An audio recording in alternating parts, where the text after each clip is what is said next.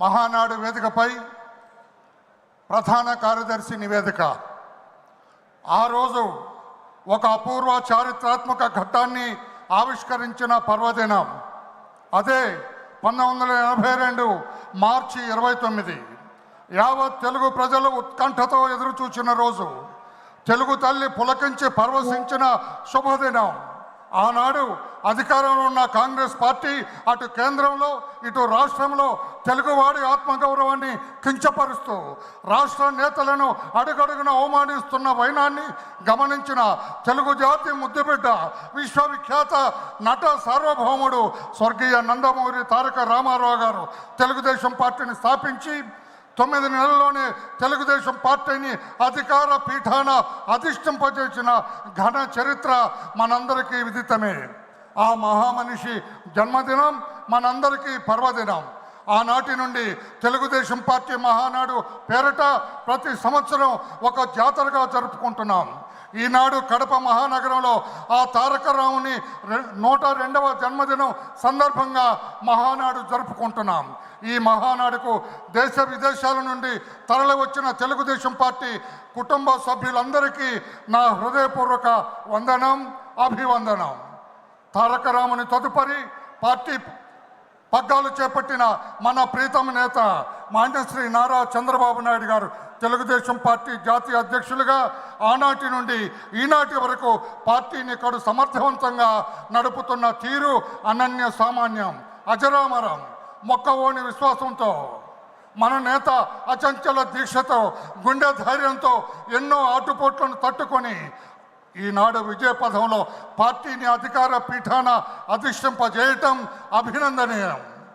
ఆయన అకుంఠిత దీక్ష, రాజకీయ ప్రణాళిక, జనసేన బీజేపీ పార్టీలతో కూటమి ఏర్పాటు ఈనాడు రాష్ట్ర ప్రజలకు ప్రజాస్వామ్య పరిపాలన అందించటానికి మార్గాన్ని సుగమం చేసింది. గత ప్రభుత్వం మన అధినేత పైన, ముఖ్య నాయకులపైన తప్పుడు కేసులు పెడుతూ అడుగడుగున నిర్బంధిస్తూ పార్టీ మనుగడను ప్రశ్నార్థకంగా మార్చాలని ప్రయత్నించిన తరుణంలో మన అధినేత మాన్యశ్రీ నారా చంద్రబాబు నాయుడు గారు మొక్కవోని ధైర్యంతో ఈ అరాచక ప్రభుత్వాన్ని, ఆనాటి అరాచక ప్రభుత్వాన్ని ఎదిరించి కార్యకర్తలకు అండగా నిలిచి మనోధైర్యాన్ని నూరిపోసి తానే ముందుండి నిస్వార్థ సంకల్పం అనే ఆయుధాన్ని చేపట్టి ముందుకు నడిపించి పార్టీని అగ్రపీఠాన అధిష్ఠింపజేసింది వాస్తవం. ప్రశ్నించే గొంతుకులను నొక్కింది గత ప్రభుత్వం. భావ స్వేచ్ఛలను హరించింది గత ప్రభుత్వం. వ్యవస్థలన్నింటినీ తన గుప్పెట్లో పెట్టుకుంది గత ప్రభుత్వం. అడుగడుగున ప్రజాస్వామ్యాన్ని అవహేళన చేసింది గత ప్రభుత్వం.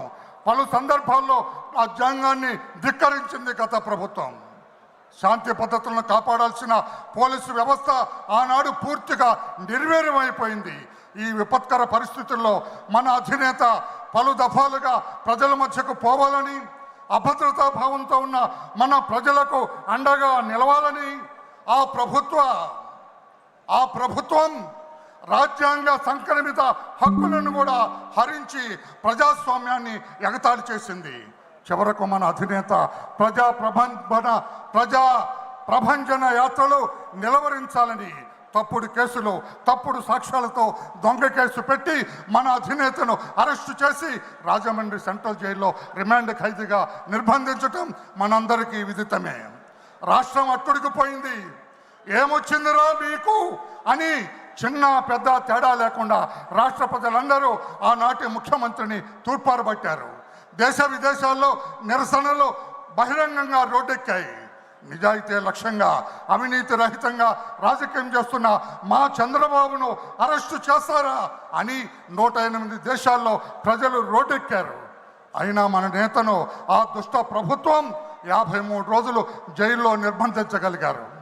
జైలు గోడలలో అసత్య కేసుల శృంఖలాలు తెంచుకొని బయటకు వచ్చిన చంద్రబాబుకు ఆ రోజున దారి పొడవున ప్రజా ప్రభంజనం స్వాగతం పలికితే చంద్రబాబు గారికి వారి బాధాతప్త హృదయాల్లో పెళ్ళుబుక్కిన ఆనందాన్ని చాటుకొని ఆనాడు సాయంత్రం 5 గంటలకు బయలుదేరిన మన అధినేత కాన్వాయ్ ప్రజా స్పందనను ఛేదించుకొని మరుసటి రోజు ఉదయం 7 గంటలకు ఉండవల్లి నివాసానికి చేరితే ఆనాడే అర్థమైంది జగన్ తలరాత రాష్ట్ర ప్రజలు తిరగరాయిపోతున్నారని.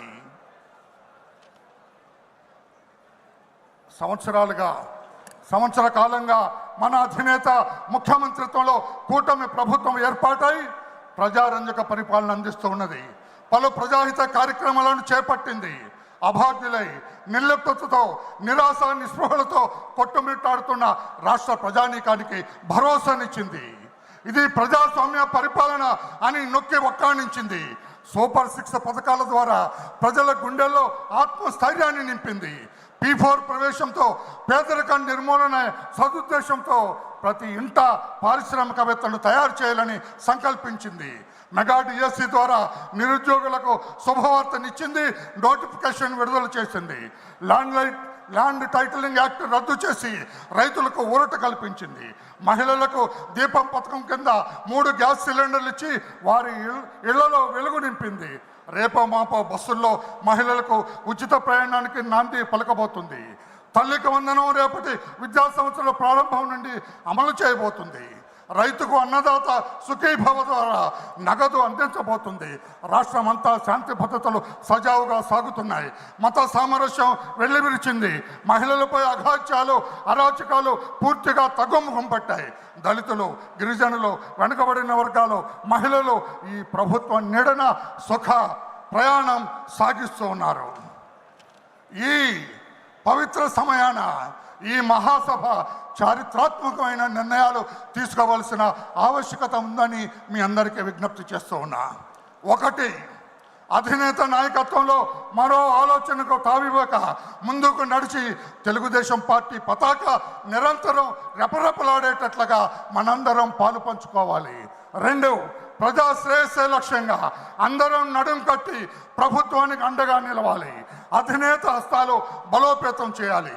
3, అడుగడుగున ప్రత్యర్థుల దుష్ప్రచారాన్ని పై స్థాయి నుంచి క్రింది స్థాయి నాయకుల వరకు బలంగా తిప్పికొట్టాలి. 4, మన ప్రభుత్వం చేపడుతున్న అభివృద్ధి సంక్షేమ పథకాలను ప్రజాక్షేత్రంలోకి తీసుకెళ్ళాలి. 5, ప్రస్తుత కాలమాన పరిస్థితులకు అనుగుణంగా ఆధునీకరించబడిన పార్టీ సిద్ధాంతాలను ప్రతి కార్యకర్త చిత్తశుద్ధితో స్వీకరించి ప్రజల్లో ప్రచారం చేయాలి. 6, మన రాజకీయ ప్రత్యర్థి ఓ జిత్తులో మారి నక్క. అతని అవినీతి సంపాదన అనుసరించే అక్రమ మార్గాలపై ప్రతి కార్యకర్త డేగ కన్నుతో నిఘా వేయాలి. కుల, మత, ప్రాంతీయ విద్వేషాలు రెచ్చగొట్టే అసాంఘిక శక్తుల కదలికలపై నిరంతరం అప్రమత్తమై ఉండాలి. అధికార పీఠం ఎక్కామన్న అలసత్వం పనికిరాదు. నాయకుని మాటే అయ్యా తమరి మాటే మాకు సుగ్రీవాజ్ఞ. మీ కార్యదక్షత, మీ కఠోర శ్రమ, రాజకీయ అనుభవం, మీ చతురత అంతా అందరికీ విదితమే. ఆర్య, చంద్రబాబు నాయక, మీరు ఆదేశించండి, మేము పాటిస్తాం. ఎట్టి పరిస్థితుల్లో అవినీతి పరులకు అధికారం దక్కనివ్వం. అప్రజాస్వామికులను ప్రజాక్షేత్రానికి రానివ్వం. ఎందరో మహానుభావుల త్యాగ ఫలం ఈనాడు అధికార పీఠం. మీ నాయకత్వమే మాకు శ్రీరామ రక్ష. అందుకే ఈ మా అందరి నడక మీ వెంటే, మీ అడుగుజాడల్లో నడుస్తాం. రాష్ట్ర సర్వతోముఖాభివృద్ధి అనే యజ్ఞంలో సమిధలుగా మారుతాం. మీ మాటే మా బాట, ఇదే మా అందరి భాష. మహానాడు వేదికపై ఇందరు మహారథుల సమక్షంలో జాతీయ ప్రధాన కార్యదర్శిగా ఈ సభకు నివేదిక అర్పించే అవకాశాన్ని అతి సామాన్యుడైన నాకు ఇచ్చిన మీకు, మీ అవతారానికి సర్వదా కృతజ్ఞతలు తెలియజేస్తూ ఈ సభ వద్ద సెలవు తీసుకుంటున్న వరలరామయ్య. నమస్కారం.